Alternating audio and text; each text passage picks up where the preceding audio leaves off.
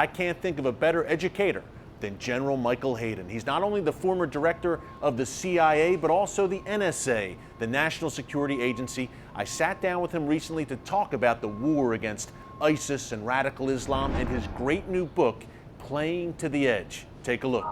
Well, General Hayden, thanks so much for joining us today. Thank you, Eric. We have the West under threat, General. We've seen Paris, we've seen Brussels, San Bernardino.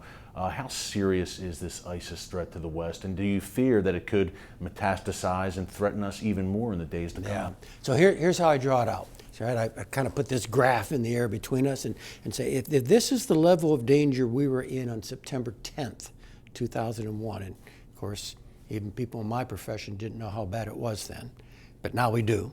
If this is where we were on September 10th, I would actually tell you, Eric, because of the hard work of two administrations, and I don't have to remind you, fairly different administrations, right? Because of the hard work of two administrations, we have been able to push that line down. And we pushed it down for about 10 years. But then in about 2011, it started to come back up. And here we are now in 2016. I don't think we're anywhere near September 10th yet, but we are less safe today than we were 1, 2, 3, or 4 years ago. And if we don't get our act together on multiple levels, that line is going to continue to rise until it rivals that level. Yeah, we were talking before the interview, General, about what happens over there in the Middle East and even in Europe increasingly affects us here. Why should Americans be concerned right now about what's happening in Iraq, in Syria, in this ISIS caliphate? Right now, there are some things on this planet that require America if they're going to be done. So at a first level, how can you be indifferent at 250,000 to 500,000 innocents being killed in Syria? So that's one reason to be concerned. The second, more pragmatic, it doesn't stay there. I mean, the modern age, the post-industrial, global internet, World Wide Web, interconnected age has jammed together the good and the bad and the strong and the weak in ways we have never seen before. So there is no way we can look at so much evil here and believe it will not fairly quickly actually begin to affect us in really meaningful ways. General, you've worn so many hats, director of the CIA, the NSA, 4-star general. You see this ideology festering right now. We have thousands of Europeans potentially have left their comfortable homes in the West, gone to Iraq and Syria to join ISIS. Dozens of Americans, at least according to U.S. intelligence, have also gone over.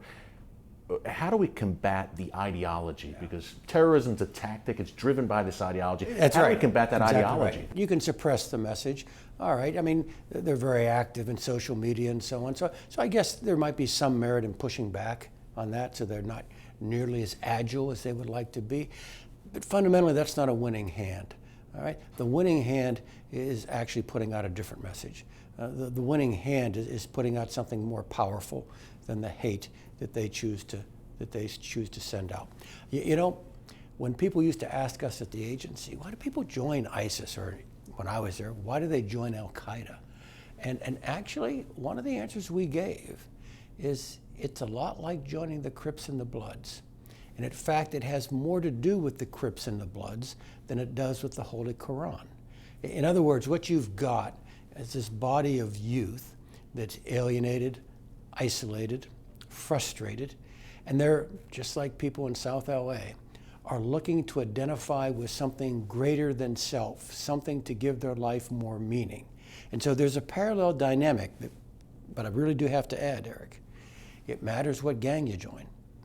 And this gang is a particularly destructive one whose unifying logic, whose unifying narrative is of undying hostility between Islam and the West. Do you think ISIS is going to grow from here? They've taken some lumps in the Middle East. And in a broader sense, what's a strategy? It's a broad question. It's hard. And I talk about this in the book. In fact, this is the fabric of the book. And the underlying theme is this is hard stuff. And it takes a long time. And very dedicated people work on it. And the choices, the operational choices, the political choices, and the moral choices are really hard. I've said to other audiences, Eric, this is all a sea, a field of gray. There is no obviously clear white moral high ground and no obviously black moral lowland.